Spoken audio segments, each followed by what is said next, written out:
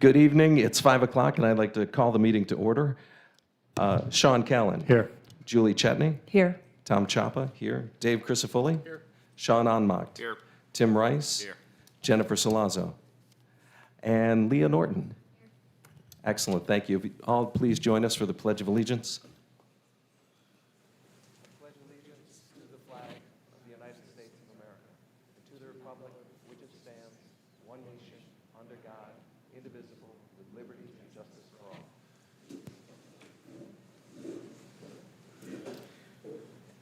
At this time, we open the floor to the public, and we have one speaker. I'd like to read this. Oswego City School District's Board of Education welcomes public comment at this portion of the meeting using the following guidelines. Each speaker who signed up is permitted 3 minutes for their comments. Speakers may not yield remaining time to others. All comments must be directed to the board president. The board will listen to comments and input, but will not necessarily debate or discuss items. Operational matters will be directed to the school administration for handling.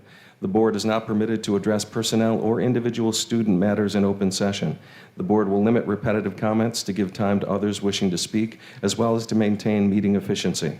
The board president has the authority to end a speaker's comments or close public comment as appropriate. Any additional written correspondence or letters may be directed to the board clerk, Diane Schrader, for distribution to the board. The board expects proper decorum at all times, and all speakers should state their full name and address. And we have one speaker this evening, Christina De Leon.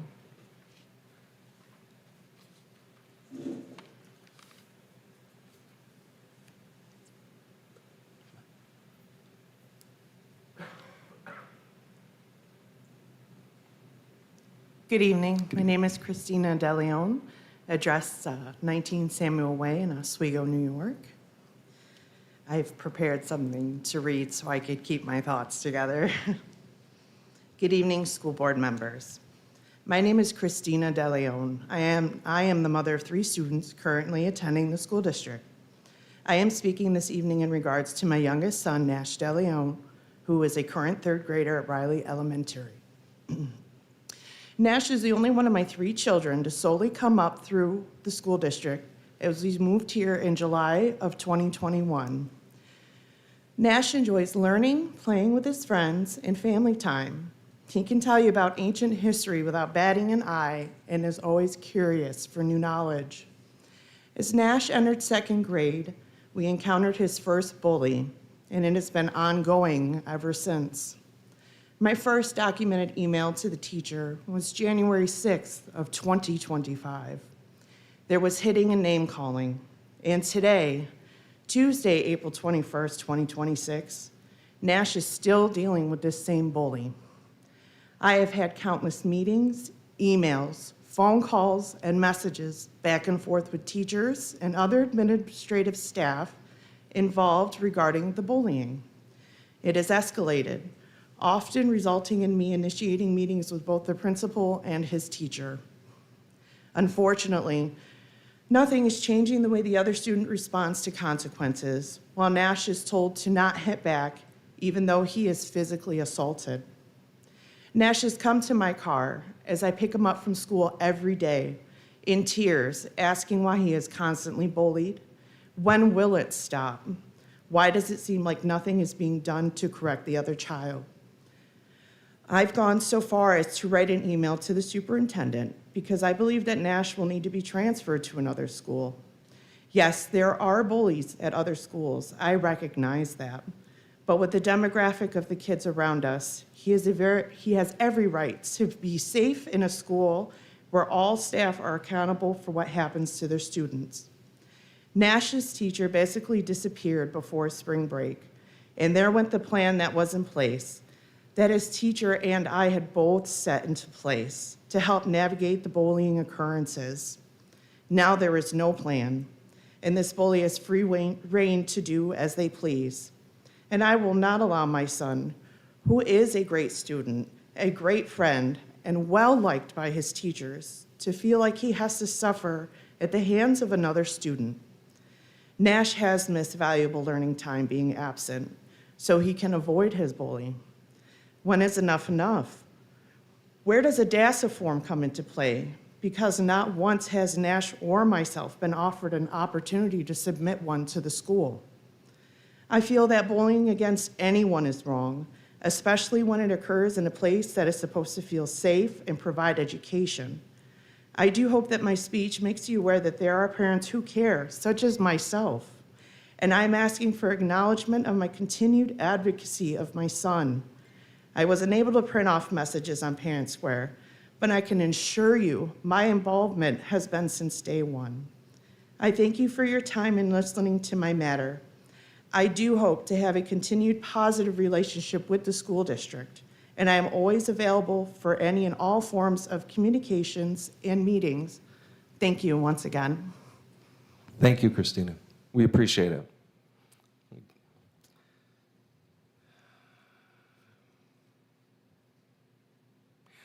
I just want to say one other thing. It's very odd because we don't interact, and I've said this before, and so it seems awkward, but we do appreciate and take in that information and want to know that we'll be in touch. Thank you. And now it's time for the recognition of the swim team and indoor track with Dr. Kilmer.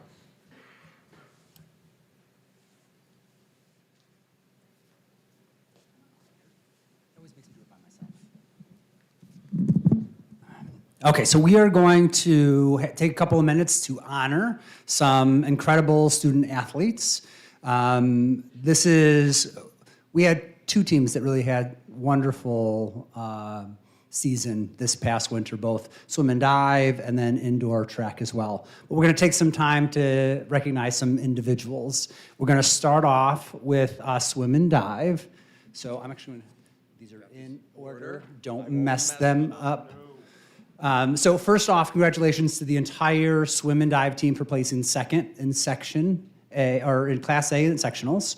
I'm going to call your name. I'm going to ask you to come on up next to me, and then Mr. Chapa will give you a certificate, and I'll say some nice things about you. And then if you would just step off to the side and say here, because what we'll do is we'll invite not only the individuals, but also any teammates that might be here as well to take a picture of the full group. So we'll start off again with swim and dive. So first off, Nico Canale. Congratulations. Congratulations for leading Oswego to a second place finish in the Section 3 Class A championships, as well as achieving Class A diving champion, Section 3 diving champion, Section 3 diver of the year, and for the 11 dive school record holder, 11 records, that's incredible, and 11th place finish at New York State diving champions. So congratulations, Nico. Jack Canale Gieberson.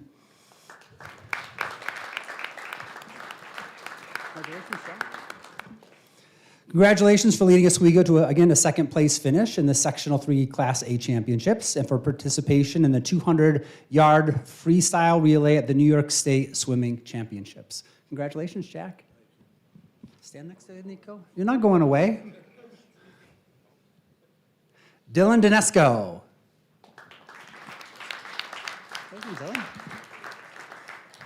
Congratulations for leading Oswego to a second place finish in the Section 3 Class A championships and for participation in the 200-yard freestyle relay at the New York State Swimming Championships. Congratulations, Dylan. Cooper Dawson. Congratulations, Cooper. Again, Cooper, congratulations for leading the Oswego to a second place finish in Section 3A Class Championships and participation in the 200-yard freestyle, 100-yard butterfly, 200 freestyle relay at the New York State Swimming Championships. Congratulations. Elliot Newell.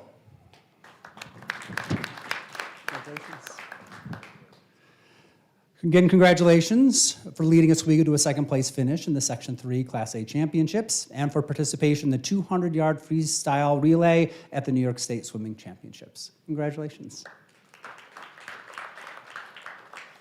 And Liam Sugar.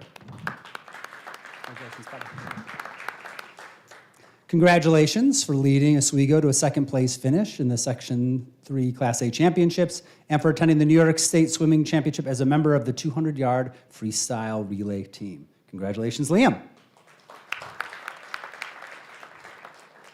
Another round of applause for our individuals. It would be awesome if any of the fellow teammates could come on up, and coaches, come on up so we can get a picture with you all. They don't want to come up and take another picture.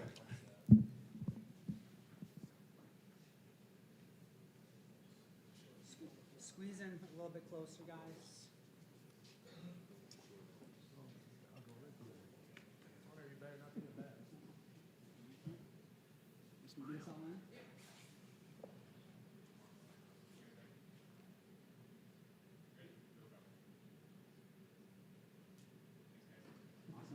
Thanks, everybody. Congratulations again. Thank you, sir. All right, now indoor track. Again, a huge congratulations to the entire indoor track team. We have 3 outstanding accomplishments. First, I'll start with Sophia Otakadi. Congratulations, Sophia. So congratulations for an outstanding achievement as Section 3 Class AA champion, participation in the Section 3 straight qualifier champion 55-meter dash, placing second, and placing second, triple jump, Section 3 elite meet champion 55-meter dash, and New York State meet 8th place 55-meter dash. Congratulations, Sophia. Colin Wallace. Congratulations, Colin.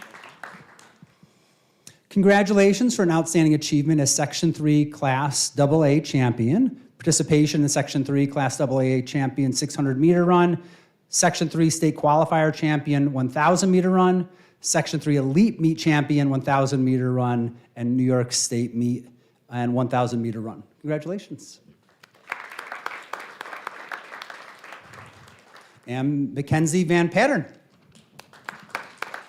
Congratulations. Outstanding achievement as Section 3 Class AA champion for participation in shot put. Congratulations. Coaches, do you want to come on up and gather around? We'll do a picture.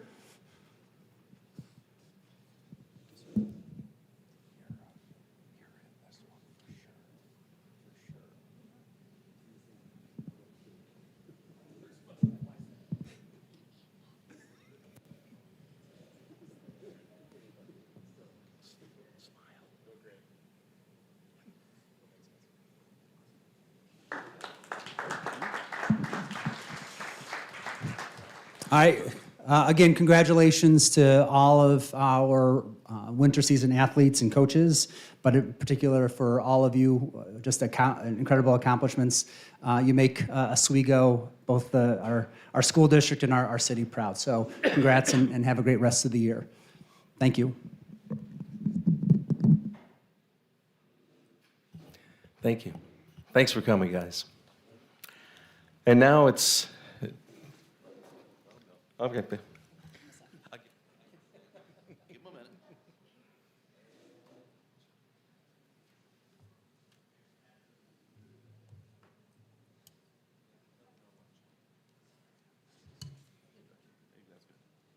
And now it's time for acknowledgments with and recognitions with Sean Onmacht. We start off first with athletics. The athletics listed below have been selected to our Syracuse.com 2025-2026 All-CNY All-Star First Team. For boys basketball, Eddie Kozowski. Boys diving, Nico Canali. Girls basketball, Maria Sweet and Peyton Bond. And girls indoor track, Sophia Otakadi. At Charles E. Riley, Riley Elementary has been buzzing with exciting experiences for our students and families. Our kindergarten classes recently visited the Oswego Fire Station where they explored fire trucks, learned about important equipment, and gained a deeper appreciation for community helpers. They also celebrated their first annual roller skating event hosted by their HSA, which truly was a night to remember, filled with smiles, laughter, and a few sore muscles. A huge thank you to the families that came out to support this enjoyable event and to the HSA for coordinating it. In addition, the Cornell Cooperative Extension of Oswego County 4-H program and the Oswego County Soil and Water Conservation District generously provided seedlings to every student in grades pre-K through 5 to plant at home. Representatives visited Riley to distribute the seedlings and engage students in meaningful conversations. We look forward to watching these plants grow right alongside our students. At Fitzhugh Park, Career Day success. What an incredible career day at Fitzhugh Park. Thank you to all of our community businesses and partners who shared their time, expertise, and passion with our students. The importance of a career exploration starts early, and today was a perfect example of how powerful those experiences can be. A special thank you to Mrs. Sabatini and Mrs. Vashaw for their outstanding organization and coordination to make this day such a success. At Layton, Principal for a Day winner, first grader Principal Grover spent some time with Mrs. Griffin visiting classrooms and spreading kindness throughout the building. Also at Layton, Girls on the Run is happening at Layton, an after-school program for girls in 3rd through 6th grade that uses running to teach life skills, build confidence, and promote physical and emotional health. At Minetto Elementary proudly celebrated Purple Up Day to honor and support their military families. We are proud to recognize and celebrate our military-connected students and families. Miss Jackie helped our 2nd grade students learn more about the life cycle of chickens.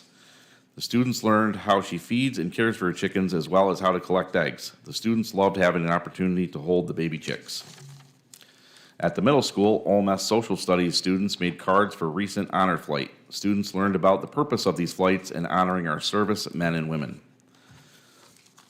Also at the middle school, students in 8th grade social studies are learning about the Berlin Wall. The class was set up so that the students could visualize what they were learning. At the high school, on April 14th, the Pirates chapter of the National Math Honor Society proudly welcomed 24 new members and honored their 8 graduates. Mrs. Kaylee Morse, OHS social studies teacher, delivered a positive message about how math applies to everyday life and commended them on their hard work, passion, and grit. Congratulations to all. Also at the high school this past weekend, OHS was proud to host the OCMEA All-County Chorus Festival. They hosted 9 districts in the county, and both the senior high and junior high choirs highlight the best in the area. It was a phenomenal performance, and families were delighted to be in attendance. Thanks to Mr. Dumas and Miss Winhausen, as well as all of their music educators in the district for their commitment and hard work in preparing our students. This weekend was a great example of our strong Oswego music community. And finally, at the high school and middle school, today, students from OMS and OHS attended a career exploration at Syracuse, sponsored by Micron. Students had the opportunity to learn about careers in technical fields with a hands-on display. Excellent. Thank you, Sean. And now we move over to our Stewart representative, Leah Norton. Hi. So I feel bad. Last meeting, I forgot to congratulate the winter guard because they won silver at championships, and then the drumline competed for the first ever time at championships a couple weekends ago, so congrats to them. The Riley students are putting on Annie tonight, so everyone should go see that, and good luck to those students. I had one thing that I had to bring up. So the NHS picnic has been in discussion this year, and we're not too sure if it's happening or not. I've talked to many people about this, and we all really hope that it can happen because although we understand that it's not an educational field trip, the students in NHS have put in a lot of work in the school year that I believe should be celebrated. They've done 20 plus hours of community service each year because they have to get 20 hours to get into NHS, and then each year have to keep up 20 hours. They have to have a GPA of 90 and above.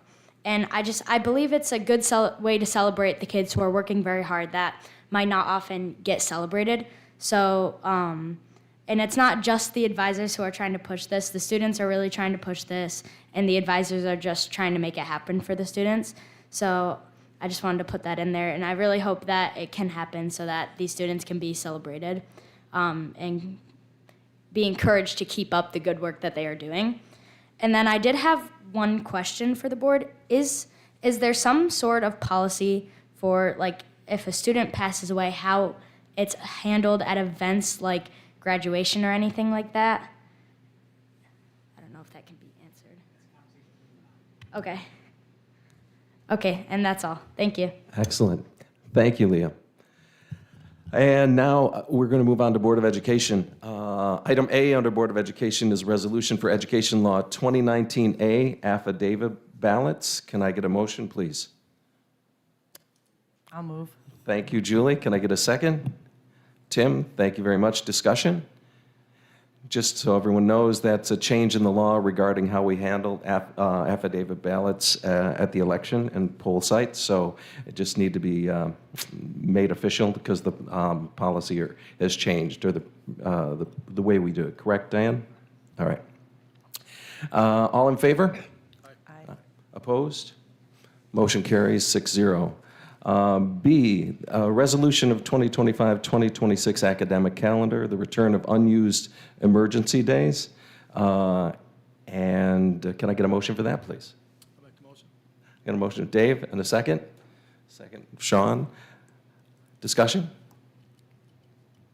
So, would you like, one day, excuse me, there are days, but there's only one day being added. It is May 22nd, so that will make Memorial Day weekend, a 4-day weekend, Friday the 22nd, and Monday the 25th.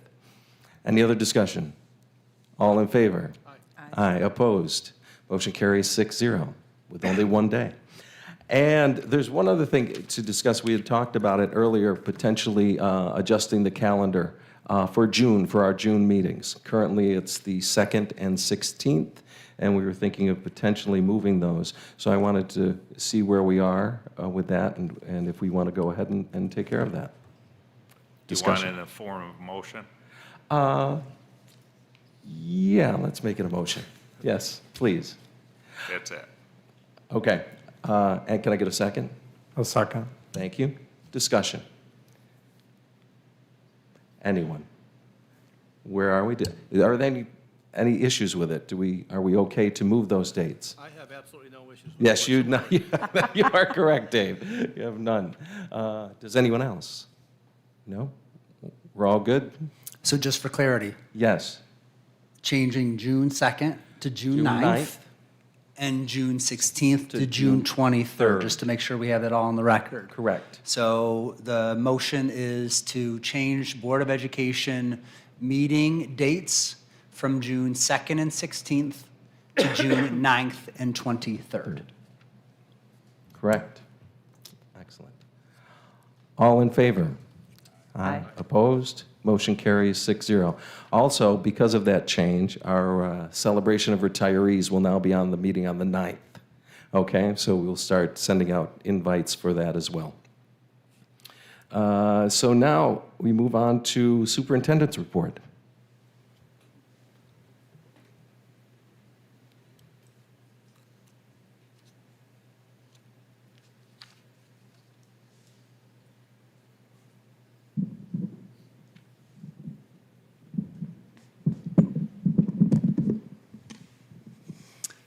Okay, so today is the day that the board has to adopt the 26-27 budget that will ultimately go to our voters.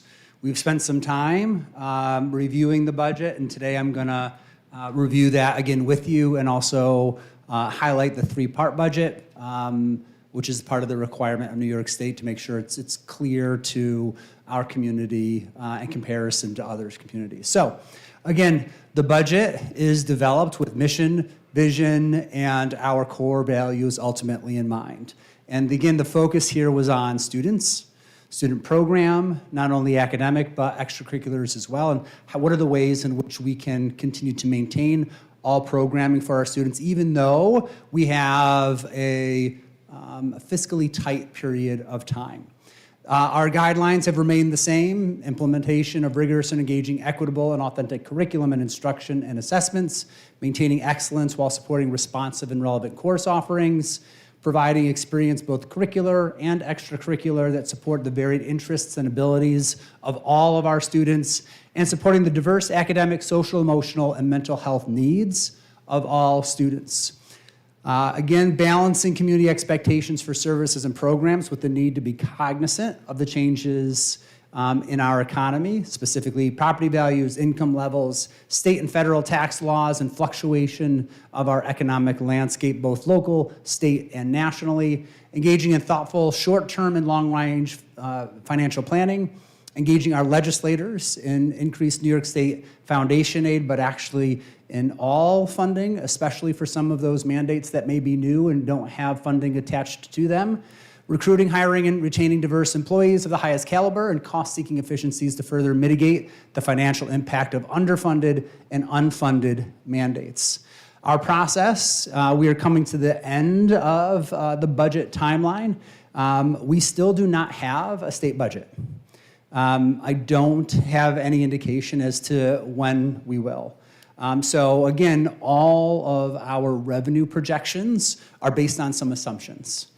We talked about that last time, but they will continue to be based on assumptions until the legislature and governor come to an agreement and enact a budget for us. So hopefully, by the time we get to our budget hearing, we might have a finalized budget, but I'm not certain that will be the case.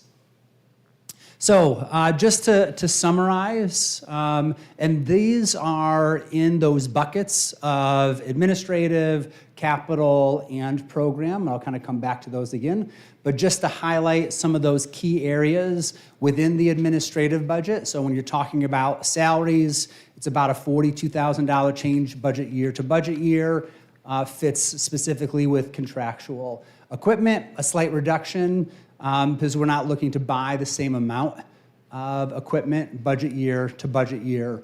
Contractual, this is the estimated contractual decreases. An interesting piece there, why you see such a significant decrease. You might remember this year you approved a tax cert, and we actually used it out of reserves. So that tax cert, that payment, is ultimately in the budget. We don't anticipate that will be something that we'll have again in the 26-27 year. So it's not something that we would see or project year to year, but that's why you will see that decrease year to year. BOCES, that's the administrative portion of their budget, some of their administrative costs. That is set ultimately by city BOCES and programming that we work with. Remember, BOCE services are an important part of programming for our students, so it's not only in the admin side, but also in the program side. But remember also costs costs incurred through BOCES also has revenue associated with that and aid back for BOCES. And then our supplies, just a slight decrease. So when you look overall, it looks like a slight decrease year to year, but when you take that cert out, it's not quite the same, right? On our program budget, again, we kind of broke these down into high summaries as well. Pretty much everything here, again, is all based on contractual, right? So the increases that we see are based on the contractual increases, whether it be based on salary or benefits. So teaching regular school, we're looking at about a $500,000 change budget year to budget year. Our students with disabilities, about a $40,000 change. CTE is misleading because it's sometimes billed in different years, and that's based on enrollment numbers, right? So the number of students that might be taking certain programs, that's going to ultimately fluctuate based on enrollment. Library funding, a slight increase. Reading program, about $150,000. Our guidance, psychologist, social work, all with that, about a $22,500 increase year to year. Health services, nursing, about a $38,000 change. Music and theater, about a $10,000 change. And textbooks, pretty much flat. Continuing in program, departmental budgets, so whether that be through supply or some salary items, we kind of bunched those together. That's about a $12,000 change. Computer assisted, we talked a little bit about that change. Budget year to budget year is about a $300,000 difference. Athletics, we have about a $154,000 change. Part of that is because we kind of shifted where some of that was budgeted out of capital into athletics. For instance, our ice time to the city, our Legends use of fields. We're looking at increases costs for our officials, right? So there are contractual cost base there. So those are pretty typical, but that's really more of a function of shift from budget to budget. Transportation, again, about a $367,000 difference budget year to budget year. And again, that is based in both contractual changes, but also some of our estimated fuel costs. Those are big red flags for us when we're talking about not only utilities, well, I'll come to that, but also fuel costs. We do expect, and we're trying to be conservative in our projections so that we have the funds necessary to ultimately address those. And then all benefits, about a 2.1%. So we're projecting about a 10% increase in our health from budget year to budget year.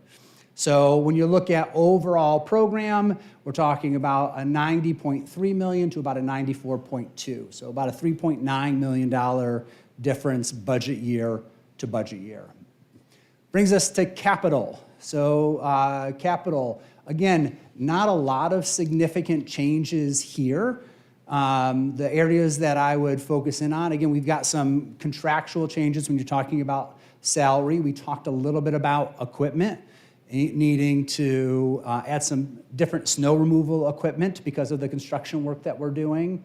That $467,000 increase under contractual that you see, that includes, a big part of that is what we talked about before. Are you expected utility costs, right? We're looking at some pretty significant increases in what we expect we are gonna have to pay in utility costs. BOCES, again, estimated service increases, supply lines about a 5 to 7% increase overall. And then on debt service, we do have a slight increase in debt payment from budget year to budget year, and that's gonna be typical. And again, I'll kind of come back to this because we talk a little bit about doing facility work, but remember, with debt service related to capital work, also comes aid in building in that kind of helps to offset that, right? But we'll come back to that. So when we look at capital budget year to budget year, we're looking at about a $1.3 million increase budget year to budget year. 14.9 to about 16.2. So here's our three-part budget that we see annually.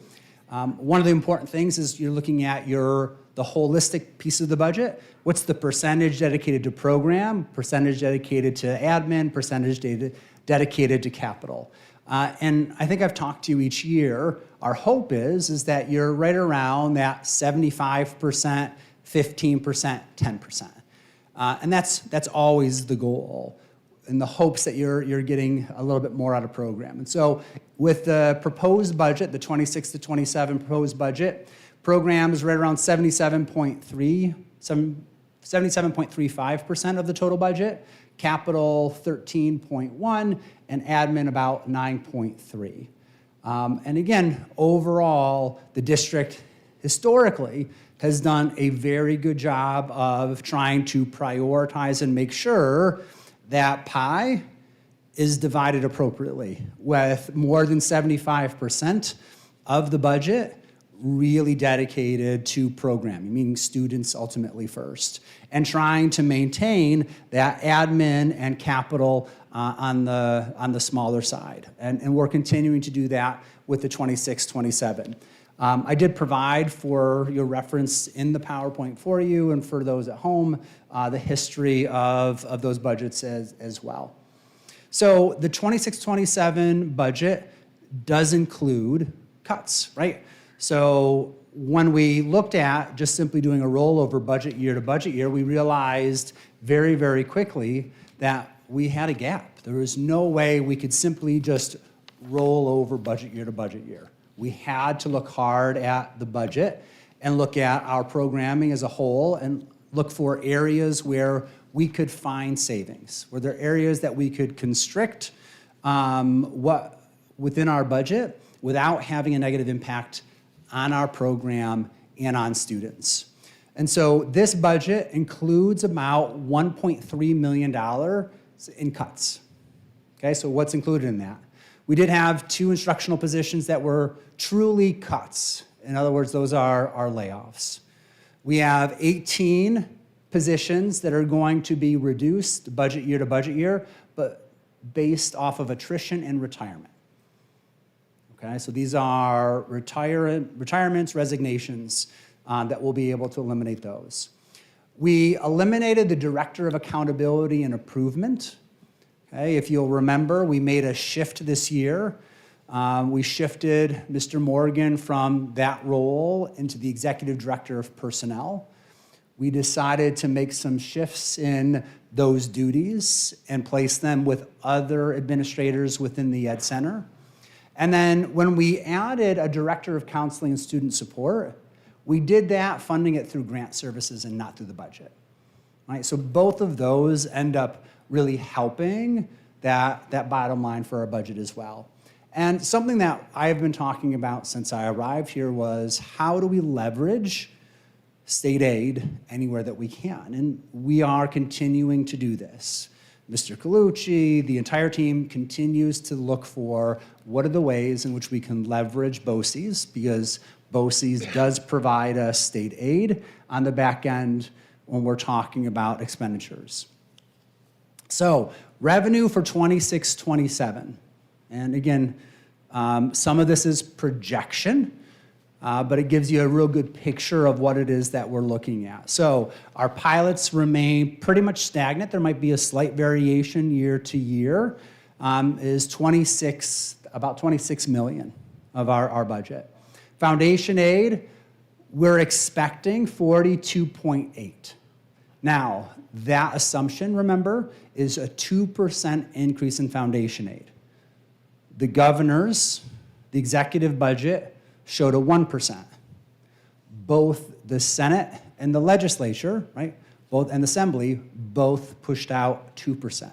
Based on what we're hearing, we feel as though it is a good projection to be at 2%. Okay, so that's why we're showing 2% here. Our building aid, and our building aid continues to fluctuate because of the capital projects that we're doing. As we do more projects, that number will continue to increase, right? So we expect about almost 6 million in building aid. Other aid, which includes everything from high-cost aid, transportation aid, all of the other state aids, equal about that 13.5, a little over 13.5 million. Our other revenue interests, that's about 1.9. So that total leaves us with about 90 million. So our budget is not 90 million, right? So we've got to fill the hole. So tax levy is always a part of that conversation. And as I've talked to you before and offered, and I don't think any of you have called Mr. Colucci and sat down and did the fun calculations of the tax cap, but all those calculations are ultimately done for us. And so our tax cap this year was actually 5.05%. So what does that mean? That means the school district could put out a budget with a tax levy increase up to 5.05% and not need a supermajority. We talked and became clear that that was an unreasonable number to ask a community, really any community, but especially our community here in Oswego.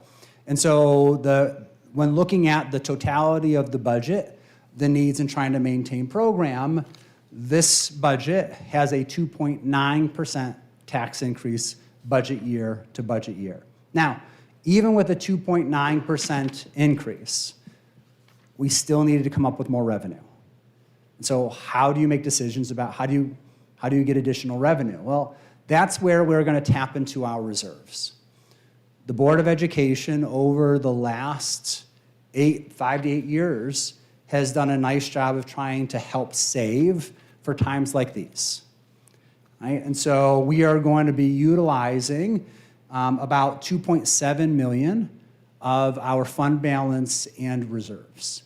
And that will ultimately balance the budget and allow us to maintain all programming here in Oswego and not face some of the significant cuts that many of our neighbors in Onondaga and even some in Oswego County are facing. Our revenue projections, trying to maintain our levy as low as possible, even though we're facing high levels of inflation, and many times trying to keep what it is that we're asking our community for well below our tax cap. And our levy continues, when you look at relationship between levy and total budget, continues to see a smaller percentage overall. So a couple of frequently asked questions, and we talked about this last time as well. One of the questions that I think people might ask is, we're doing all of this capital work. We're starting more and more projects. Is that the right thing to do when we're looking at facing budget shortfalls? And the answer is yes, we should continue to be looking at capital projects. The board has done an excellent job of forecasting our projects, not only the 24 project, but potential future projects, and paying for those through capital reserve, right? So when we expend funds to do projects to increase or improve the infrastructure of our schools, we know that there's ultimately going to be a cost to the district. So we use capital reserve to take care of that full cost.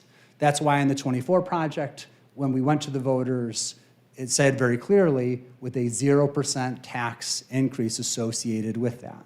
We saw increase in aid, right? So our aid ratio is about 88% for our capital projects. So every dollar that we spend in our capital projects, we're getting 88 cents back, which is ultimately what's helping to pay for those projects over the long term. So it does make sense, because what we're also doing is we're trying to maintain infrastructure and efficiencies. So as we're improving, our hope is we're also decreasing maintenance costs, we're decreasing utility costs, right? So there are some positives associated where we can actually get some cost savings as well. Should the district use more reserves to balance the budget? The board can always make the decision to use more reserves, but we have to understand reserves are a finite pot. What do we know about our long-term forecast for state budget and the school district budget? Well, my expectation is that we're going to continue to see a constriction in state funding that might be available to districts, which means over the next number of years, we are going to have to look for other ways to, again, make additional cuts, but also what's additional revenue that's available. So the budget that's been presented to you takes not only a look at how do we maintain programming in the 26-27, but it's also being thoughtful of how much reserves do we need available for 27-28, 28-29, 29-30. This budget has to be one piece of the next 5 to 10 years. If we're not being thoughtful about how this is going to impact next year or the next and the next, we're short-sighted. So this takes into consideration all of those long-term goals. Some additional long-range budget considerations that we discussed in the executive budget, and both the legislatures have jumped onto this as well, is full-day UPK for all 4-year-olds by the 28-29 school year. So there is some additional funding that's associated with it, but it will not pay for the full amount. So some of that is ultimately going to be on the district. So we're going to have to be thoughtful about that. And again, zero-emission buses continue to be in the background. While we will apply for a waiver that will push that off for a couple of years, we also, I think I sent to you last time, Senator Chris Ryan did introduce legislation specific to try to help Oswego County specifically because of our proximity to the nuclear plants and our requirement under FEMA regulations to be able to evacuate should there be an issue. Electric buses can create some problems that haven't been fully studied, and so he's looking for ways to try to help us locally to push that off a little bit farther. But when we're talking buses that cost 3 times the amount of what our bus is now, don't necessarily have the same range, have additional maintenance costs that we might not experience. There are lots of pieces, infrastructure changes that we have to make. So that's something, while it's still up in the air, we have to be mindful budgetarily of, okay, what could we as a district be obligated to do moving forward in the next couple of years, and what's our plan ultimately to do that? Just a reminder, we are going to continue with our capital outlay projects.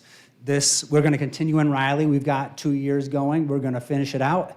We're going to finish out a couple of additional doors that we're not done in the first two. Again, remember, capital outlay gives you 100% aid back in the following year at our aid ratio. So of the $100,000, we'll get $88,000 the following year to help offset any costs for the district, which helps the district kind of stay ahead. I believe I mentioned this to you last time as well.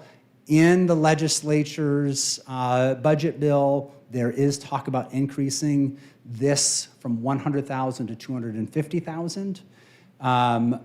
I don't know if that will happen. It will not impact the 26-27 school year, but it is something that is on the horizon, because you can't really do much when you're talking about school renovations with $100,000. So what happens if we do not get a successful vote? So the board then has two options. The board can put out the exact same budget and vote again. Or they can put out a new budget with a slightly different, whether it's an increase in reserve, whether it's a decrease in debt, whatever it might be, they can put out a different budget. Or they can accept a contingency budget. If it goes down a second time, if the community votes a budget down twice, it's an automatic contingency budget. Contingency budgets have some very clear requirements that we have to be mindful of, right?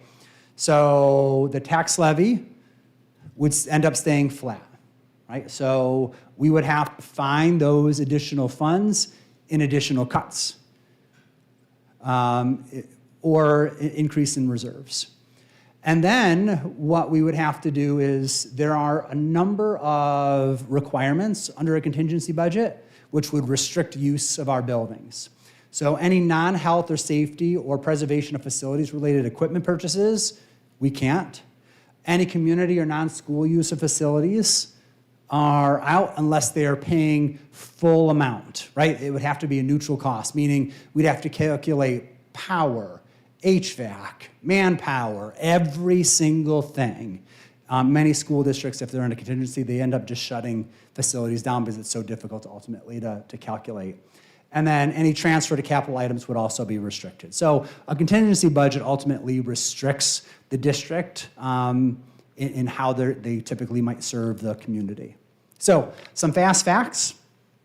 The 26-27 budget, as I've presented it to you, preserves all of our programs and services, both academically and scholastically and extracurricularly, is balanced and remains below the property tax cap, which was up to 5.05%, has a subsequent tax levy increase of 2.9%, continues to prioritize our safety and security, invests in facility upgrades, and is grounded in short-term and long-term fiscal health of the district.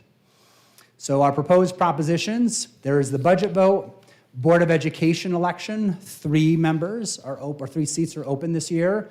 We also have the purchase of our transportation vehicles. We talk about this annually as well. Our rotation is 9 buses every year. People always say, why are we spending $1.6 million for buses? Again, that's the cost, but when we're looking at state aid and our aid ratio of almost 90%, not to mention the additional about $20,000 per bus we get in trade-in value, we're looking at a net cost of about $32,000. And then what's not listed here is we're keeping our maintenance costs down, right? The longer we keep any equipment, our maintenance costs are always going to go up. Oswego is in a wonderful position because our aid ratio is so high that it makes sense fiscally to keep this replacement plan going, right? And then public library levy is a requirement that we have no control over, but place on our ballots every year. So on May 5th, there is the public budget hearing. If the board approves this budget, I will present this budget once again. We will have budget books available online and in schools the first week of May that has every little detail, every line item. If you really want to dig in, it's going to be there for you to be able to see. And then our budget vote is on May 19th. Same polling locations as previous. Any questions? With the foundation aid, they were talking this morning on the news where one of the sticking points is a lot of people don't feel it's enough. Yeah. If that goes up, which it probably won't, but if it does, Yeah. what happens with that money? Yeah. So if it goes up, typically what would happen is you would reduce the amount that's coming out of reserves. You know, it depends on when it happens, right? If it happens early enough, you can make additional adjustments ultimately within the budget. We wouldn't increase appropriations at this point, right? But in a situation such as this, that would be additional funds. We'd probably maintain the budget as presented, and those excess funds could be rolled over into fund balance for the next year. So there's a number of options that would ultimately be available to the board for discussion. Thank you. You bet. There's been a lot of conversation that it's not enough. I don't anticipate more. You know, when you look at over the last 5 years, the state has made the concerted effort to finally hit foundation aid. And so districts were seeing $2 million, $3 million increases, right? So you saw 4%, 5%. And that ultimately meets the changes in expenses year to year. We're no longer at that. So I think we should be expecting this 1% to 2%. And again, it would also depend on the economic climate in any year. And we're also always worried if we have a very difficult, so if the budget is passed and we have a very difficult budget year at the state level, there are times where the state can withhold state aid. And so we have to be mindful of that as well if they get into difficult times. So we're constantly thinking of what are the possibilities and have the flexibility to adjust to those. Anyone else? Sean? Yeah. Thanks for all the work that you and Pete put into this and everybody else. Appreciate it, especially when we hear some of the news about surrounding school districts and some of the tough decisions that they have to make, and that we're able to maintain that. And what we're going out to ask our community for and support, I think, is very fair. I may have brought this up before, but with the state aid calculation and 1%, 2%, and how we have to be cognizant of next year and the year after, can we work on like a simulation, or can we see something more than just next year? Can we look further beyond that? Because it is an uneasy feeling when you keep hearing about the state and you know, they put more stuff on us like in 28, 29, which is an unbelievably great thing, and UPK full day for 4-year-olds. But, you know, the aid is coming down, the ask is growing. So it'd be great if we had some, even though simulated, some more visibility, anticipation beyond this year and maybe the 3-year outlook. Yeah. So we as an executive team have actually started to talk about that. I would expect that we would be able to present to the board this fall a 3 to 5 year projection, right? Because I think that's going to be really important. While we were able to maintain programming with a moderate or a small number of cuts compared to some of our surrounding areas, I don't know what that looks like for next year or the following year. So we have to be as proactive as possible for projecting out as long as possible so we can, or the board can, make the best decisions in future years. So absolutely. Anyone else? Did I miss anything, Mr. Colucci? No. Okay. Thank you, Ray. I appreciate it.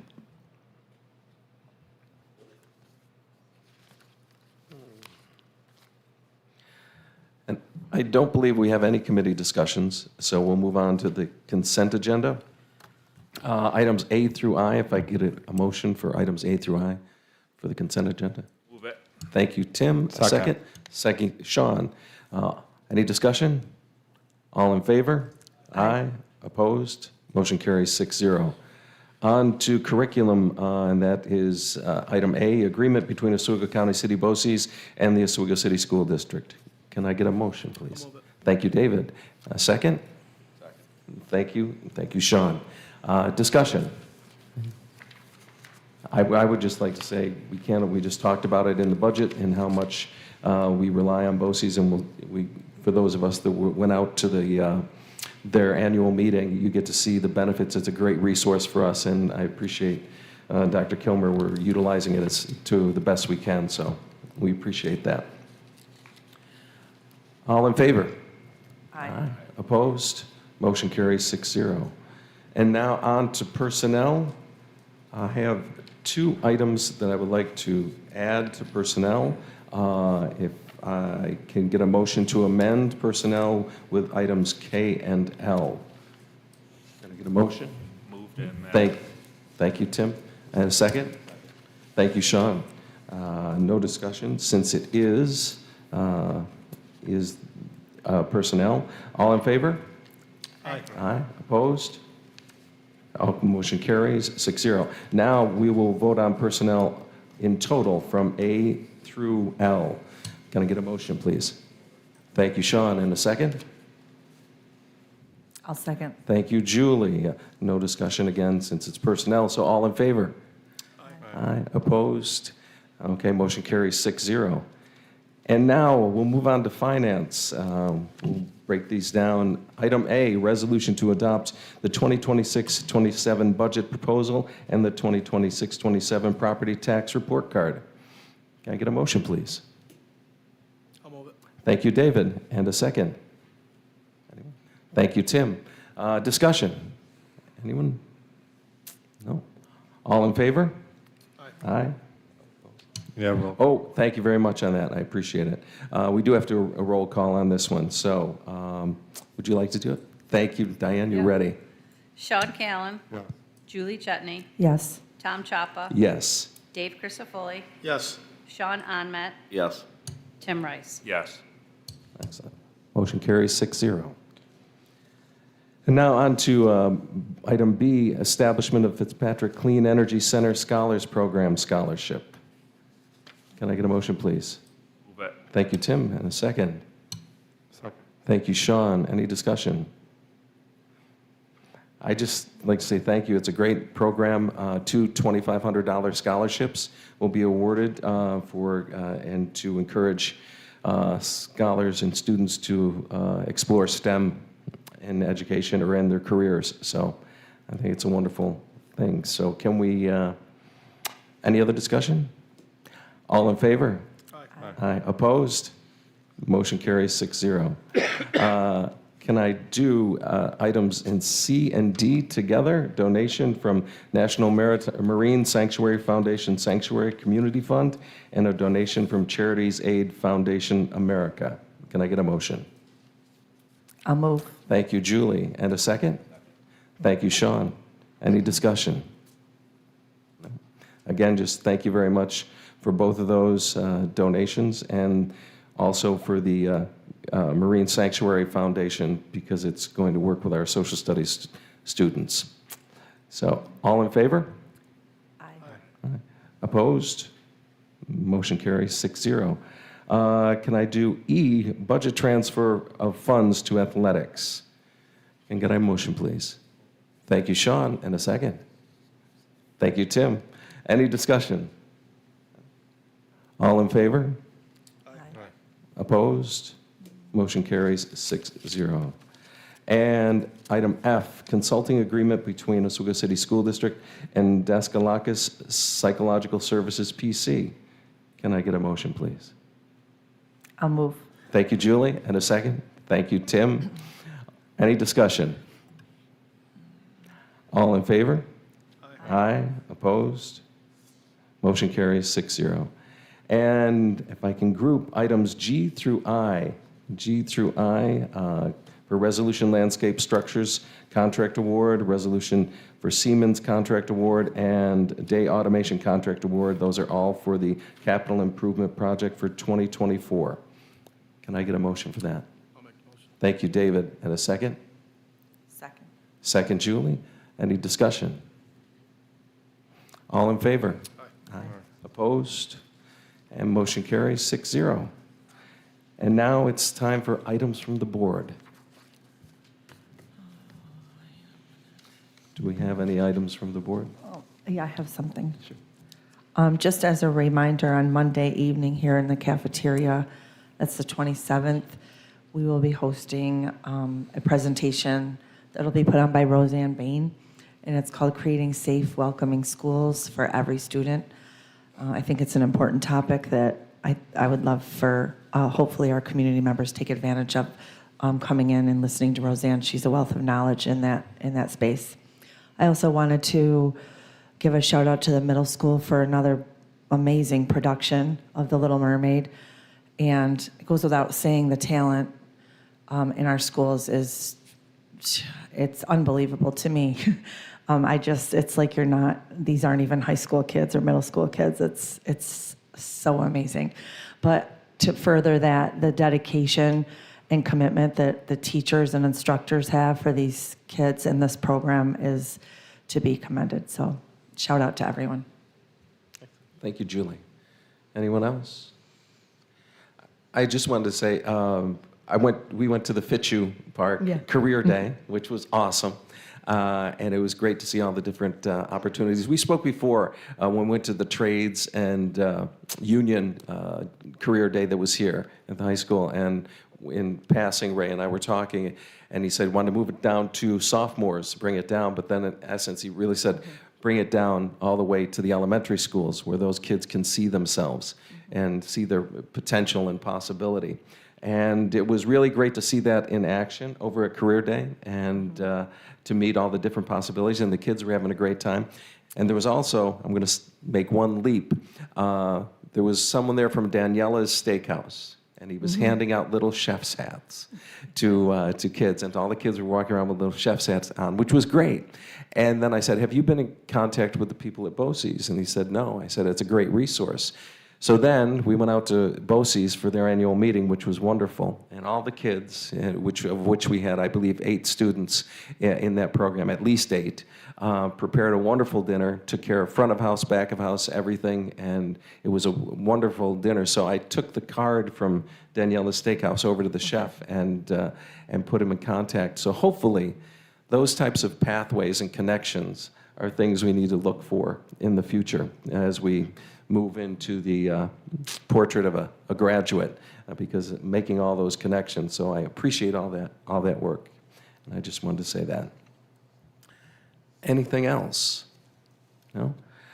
We do have a need for executive session. It is for medical, financial, credit, employment, history of a particular person or corporation, or matters leading to the appointment, employment, promotion, demotion, discipline, suspension, dismissal, or removal of a particular person or corporation. And there will be a need for a vote. So can I have a motion to move to executive? I'll move. Thank you, Julie. In a second? Second. Thank you, Sean. All in favor? Aye. 6. Motion carries. Thank you very much.